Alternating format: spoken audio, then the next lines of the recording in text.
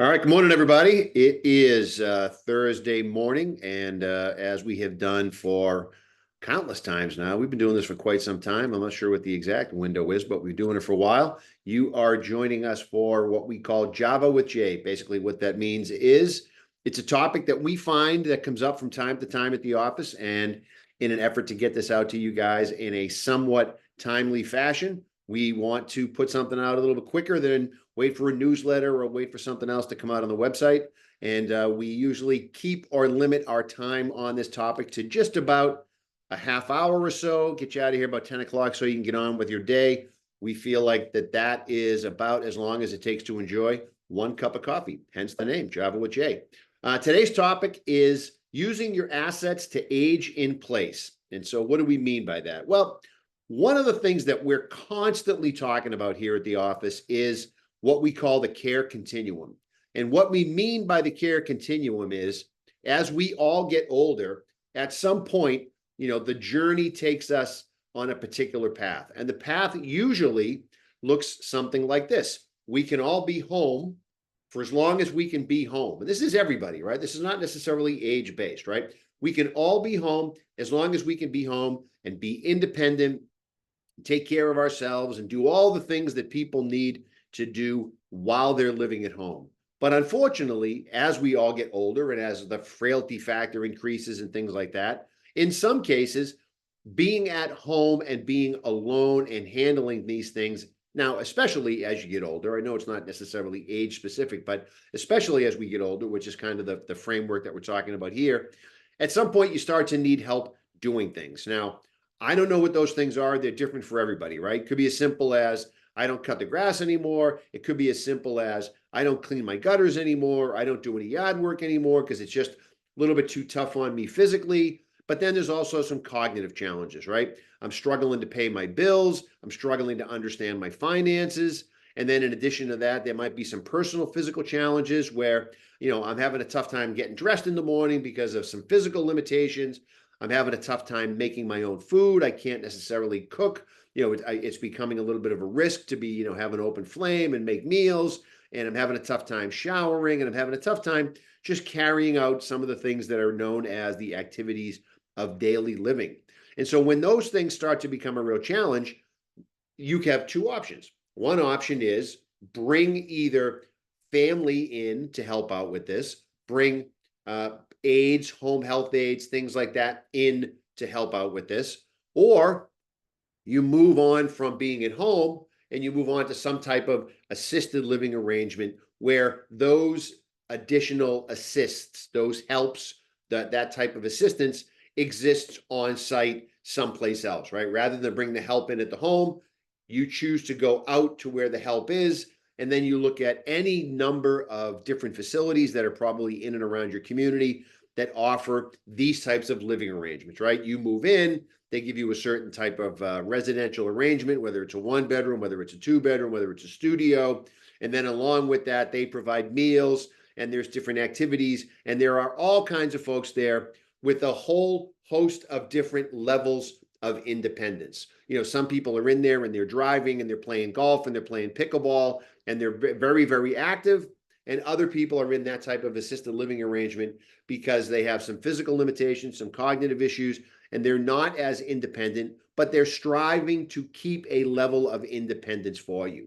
And so what we're talking about today is how do you use those assets to stay in your own home, right? How do you use your money to stay in your own home and put off or potentially delay the idea or the need for this transition to an assisted living arrangement outside of your home? And the reason that people want to push that off is it can be expensive. And depending on somebody's financial state or financial resources, a move out of the home into an assisted living like that could be very challenging. In addition to many, many people worry, well, if I move out of my home and I move into an assisted living, what happens if at some point I can't afford to live in an assisted living facility like that? If I run out of money, many of those places are just basically pay to play. As long as you can pay the rent, you can stay there and do what you got to do. But if for some reason you can't stay there and pay the rent, Then they got to figure out, well, where do you go? Do you move in with loved ones? Do you move in with your kids? What happens from there? Or the ultimate transition, the final transition is, do you go from the assisted living facility to a nursing home, right? So that care continuum is home, home with services, assisted living facility, and then potentially a nursing home if your health really gets compromised from a residential perspective, right? That's kind of the journey. That's the care continuum.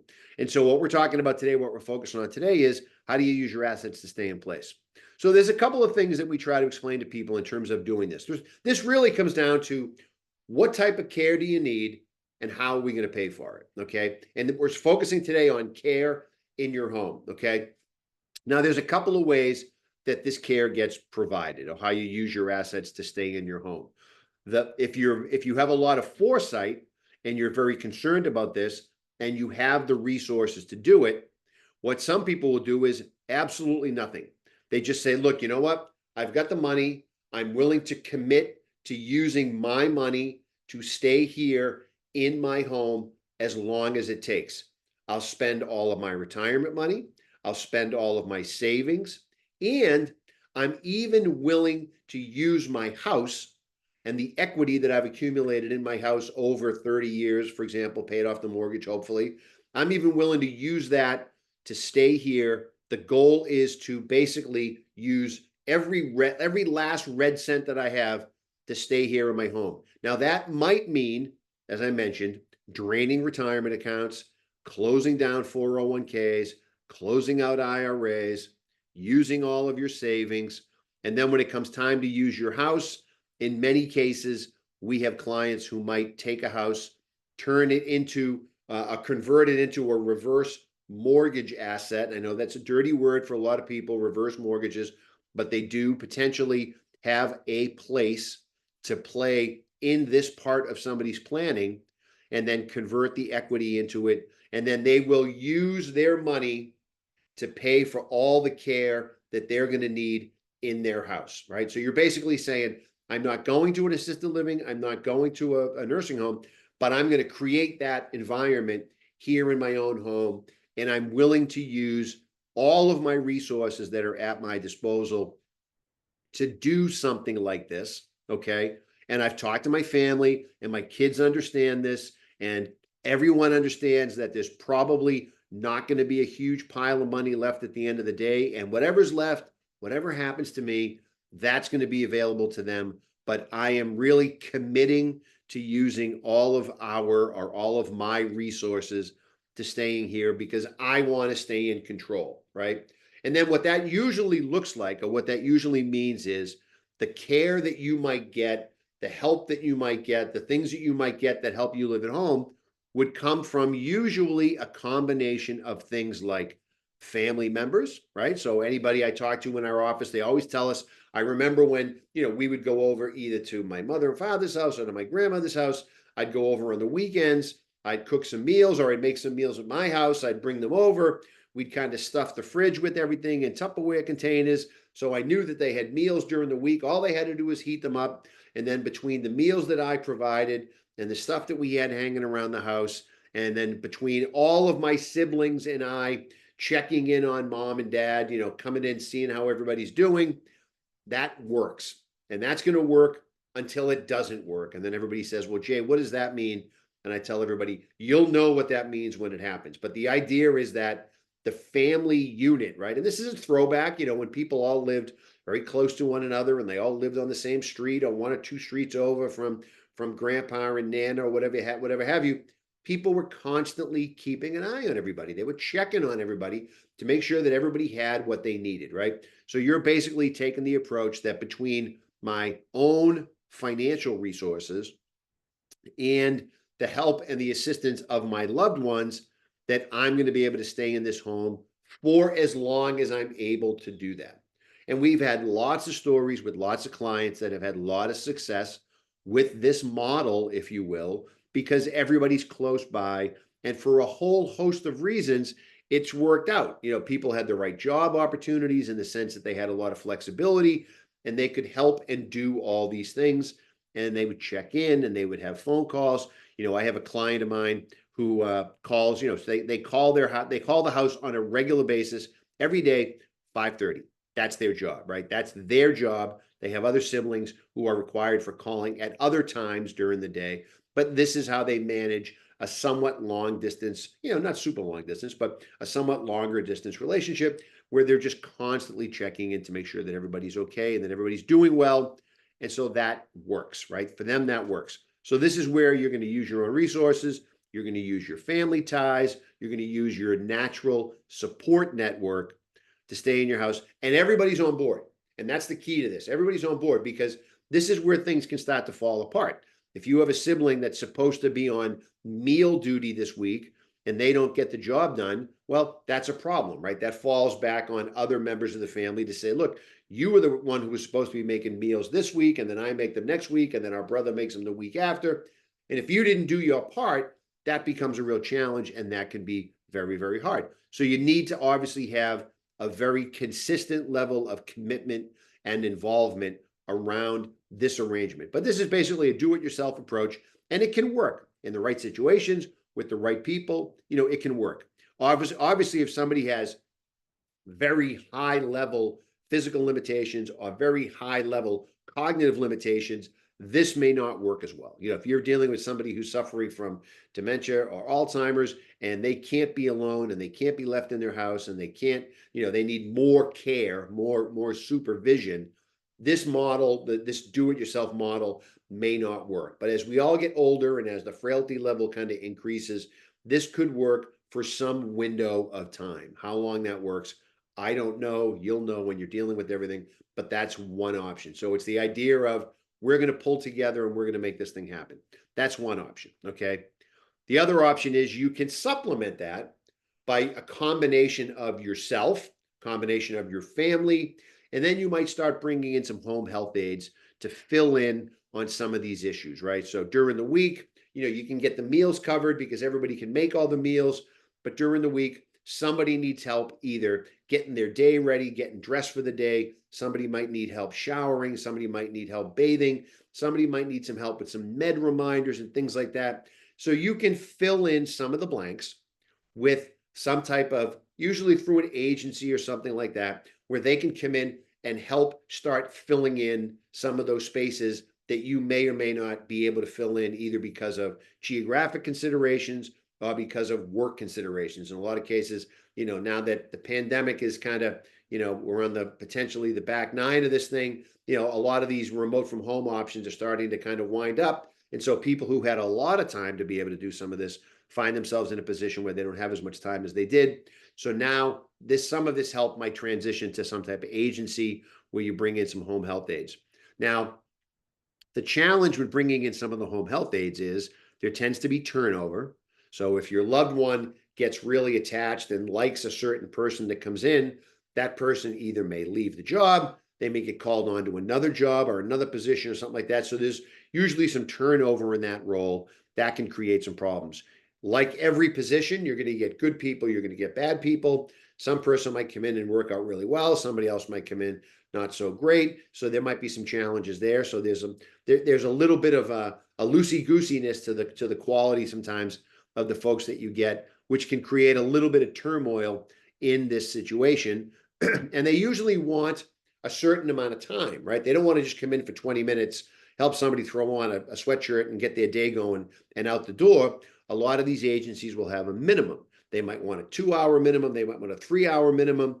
And so now you may get stuck paying for a little bit of extra time that you may not necessarily need somebody there for, but that's the minimum you can get. You might need them for an hour, but you're going to have to pay for 2 hours or 3 hours, depending on the agency. So you might want to figure out, you got to think about this. You got to talk to the agency. They'll come out, they'll evaluate the situation. They'll tell you what services they can provide and what might be a good fit. But that may be another way for you to kind of fill in some of the blanks on this.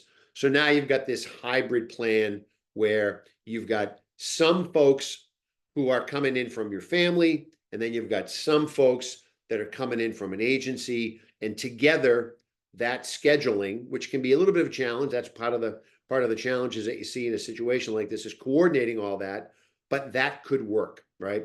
And you may even decide as a family to engage the services of a geriatric care manager who is somebody who specializes in sort of coordinating all of this care, might have a relationship with a couple of agencies, might be able to figure something out that works a little bit better for you. But that geriatric care manager is kind of the quarterback of this whole relationship. Again, you're using your funds, you've got your family helping out, and then you've got this outside agency that might come in and they might do work on weekends. They might do work during the week when people can't be there. They may do more duty at the house if somebody's going on vacation. Somebody wants to get away. Obviously when you're taking care of somebody, caregiver burnout is a real thing. And so somebody might say, hey, look, I'm going away for a week, fill in my time with the home health agency that we've been using, get some more time for them during the week, just so we know that everybody is being taken care of. So again, this is you guys, family plan, pulling it together and then supplementing it with the private aids. And all of this is basically being covered by private pay resources that somebody's going to use. Okay. That's one way to stretch out your care dollars and stay home. Another way is to really look down the road, really look into the future and go out and get yourself a long-term care insurance policy. And what we tell all of our clients is the long-term care insurance policy is designed to try to keep you in your home and stave off the trip to the nursing home as long as we can, so that if you do end up in a nursing home, you end up there because your health is really, really compromised and you're not expected to be there for a long, long time. So the idea is that you're going to go out and get a policy. Now, there's basically two types of policies. There's your conventional policy, right, that you pay, $5,000 a year for the rest of your life, and then you're really mad at the finish line because you never use the policy, which I always find amusing because nobody ever complains that they didn't get to use their homeowner's policy because their house didn't burn down. But for some strange reason, long-term care insurance policies, people really get worked up when they don't get used. But that's one way to do it. You get a conventional long-term care insurance policy. As long as you make the premiums, you have the coverage, and then at some point down the road, your premiums stop because your benefits kick in. Most policies have a cessation of premium rider that says when you start using the policy, you don't have to pay for it anymore. The other type of policy that we see is what's called a hybrid policy. These policies have basically three components to them. One is they work like a regular, conventional, good old-fashioned long-term care insurance policy.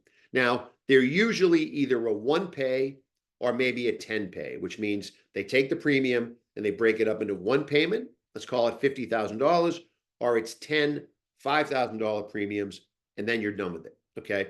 Now, when you do that, you give the insurance company $50,000.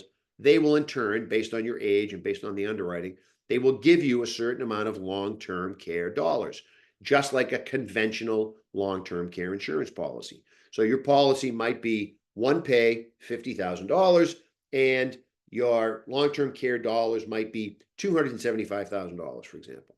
So 50 of it's your money, 225 of it is the insurance company's money. And that's your long-term care insurance pool. There's a limit of how much they'll pay you every month.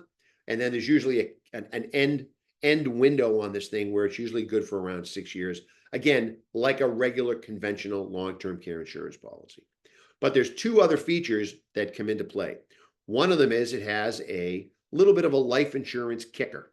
And what that means is you paid $50 for the policy. It buys a little insurance, life insurance rider inside it. So if you pass away, somebody, and I don't know who, gets $75,000, let's say, right? Not a huge amount of money, but more than you paid for the policy. So at least whatever you paid for the policy goes to somebody, okay? And then the third option is it has a return to premium rider. So at some point down the road, if you want your money back, they will give you back your $50,000. You usually don't earn anything on it, but you can get your money back if need be. So now you have basically $50,000 of your money that was on this side of your balance sheet, and you've moved it over here, and you've considered it as part of a long-term care insurance policy, right? 50 goes from here over here. That's it. Still got access to the money, but you bought all this long-term care money while you're waiting to potentially use it, right? And that's the second way that we talk to people about how would you pay for your assets to stay at home. You're going to commit an amount of money now to buy a long-term care insurance policy and put a wall of money, your money and the insurance company's money, between your resources and your potential need for long-term care, right? And then that's the money that you would turn to. And if you needed it, you would use those long-term care dollars to pay for all the things that I just talked about a couple of minutes ago, home health aides, people to come in, possibly moving to an assisted living facility to help offset the cost of an assisted living facility if that's where it goes. But for purposes of today's discussion, we're talking about being home. So you use those long-term care dollars to keep you home in your house, watching Law and Order under your blankets on your TV. That's the goal, right? That's what happens when you're using those long-term care dollars. So you're using your assets, you're making a decision, and this decision might fall on the heels of, you may have been paying a long time for a life insurance policy, and that life insurance policy was designed to create an instant estate if something ever happened to you, to give that to your kids. And now, because of your success and your hard work over these many years, you don't need the life insurance policy anymore because you've created the assets that the life insurance policy was supposed to replace if something ever happened to you. So now you're potentially giving up the giving up the life insurance policy, and you're replacing it with something that's more important right now, which is a long-term care policy. So this is kind of what happens, right? As you move through the system, at some point things drop off, right? I don't need life insurance coverage anymore because I have an estate. I didn't have one 20 years ago when I bought the policy, and now I'm just going to take that money and I'm just going to put that into my long-term care policy. And sure, the premiums might be a little bit higher, but you're trading one insurance need for another. So the second option is a long-term care insurance policy. Obviously, there's some underwriting requirements. You got to qualify. We hope you qualify, but if you don't, we have to have a conversation about it and what that looks like. So remember, the first one was use all your money, spend all your money, use your team, use your people, use your support network, supplement that with some home health agencies, and use all your money for covering long-term care costs at home. Second option is a long-term care insurance policy, okay? And then again, we're talking about staying in the house. The third option is there is a program known as Community Medicaid, okay? Now, most people are very familiar with Medicaid as the nursing home option. Somebody goes to a nursing home, somebody applies for Medicaid, got to spend down all your assets, you're only allowed a certain amount of money, you pay all your income to the nursing home. Well, there's a community version of that, okay? I'm not going to dive into the details here. It's probably another video at some point down the road. But the idea is this. If you qualify, and community Medicaid is very income driven, you have to be under a certain amount of income to qualify for this, okay?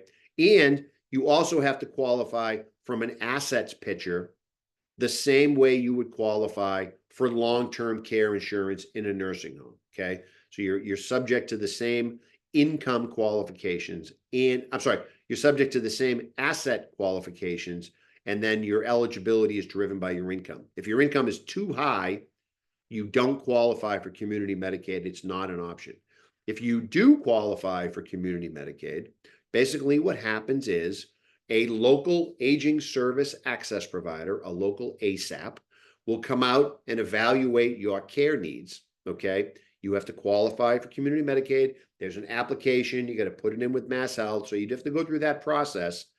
But that eligibility then triggers some assistance, home health aid agencies that are contracted through the local aging service access provider, okay? And the local ASAPs are state-funded agencies designed to help elders in the community, provide resources.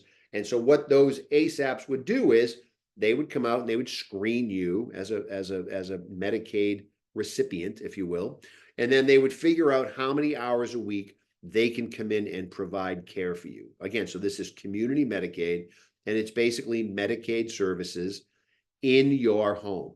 Now, usually it's never 24 hours a day. And in many cases, it's not weekends. They come out and they do an evaluation and they say, look, we can give you 3 or 4 hours in the morning, 3 or 4 hours in the afternoon, 3 or 4 hours in the morning to get you going, get your day set up, get you all put together, 3 or 4 hours in the afternoon to kind of close your day out, get you ready for bed, get you cleaned up. Again, this is because you need long-term care services in your home. So the community Medicaid piece, if you qualify, is another way for us to provide care in your home and bring those resources in so that you can age in place, right? And from a Medicaid perspective, it's cheaper to provide these services in home than it is to provide them in the facility. So this is why they'll offer something like this. But again, the qualification process is similar to long-term care Medicaid, but it's income driven. So if you have a Social Security and a pension, and it puts you over the threshold, which is around $3,000, don't quote me on the number, but the point that I want to make is if you're over by $1, you're not going to qualify for community Medicaid. You're going to qualify because you're under that income limit. And then you have to qualify the same way from an assets perspective. So that's another option to try to keep you home, bring some services in, allow you to stay in your home. And then in many cases, if we have to supplement your community Medicaid assistance that you're getting with some private aids, then we have to look back at what we talked about in the beginning about using your private resources. Maybe it's your family. Maybe we start spending some money. Maybe we start to attack the equity in the house, if you will, and use that. So as we close in on the 10 o'clock limit here for our Java with Jay sessions, today's topic, again, it was using your assets to age in place. How do we do that? There are 3 ways that we want you to think about. One of them is use your money to keep yourself in your house. Talk to your family, have a conversation that says, look, I'm going to do this. I'm going to use these assets. We're going to stay here. I'm going to do it with a combination of your help. And if I got to pay for aides to come in and do it to make everybody's life easier, that's what we're going to do. But we're using the money for that specific purpose. And if there's anything left at the end of the day, great. But I'm not planning on it. I'm planning on using these assets to keep me home here so I can live my life the way I want to live it. That's one option. Another option is go out and chase yourself down a long-term care insurance policy, go through the underwriting. We talked about the 2 types of policies that are out there. The hybrid ones are the ones that seem to be more popular because they take away all the objections that everybody hates about a long-term care insurance policy. And then the third option is we consider a community Medicaid plan for somebody so that we can bring in some resources at home. There's an income qualifying component to this that's very important because if you're just over the qualifying number by $1, it might not work. So we need to talk about that as the beginning part of your plan.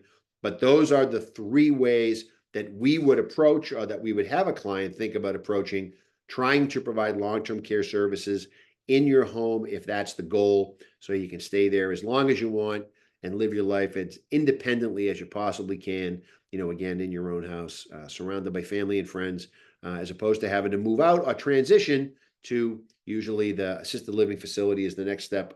And then after that, potentially long-term care services in a nursing home. So if you have any questions about any of those options and how they might affect you or your family, please give us a call, 508-858-5324, or visit us at www.thelettterjmarsdenlaw.com. You can reach out to us there. And thank you for listening to Java with Jay. I hope everybody has a great, great end of the week and a great end of the summer. Thanks again for listening. Be well. Hope to see you soon.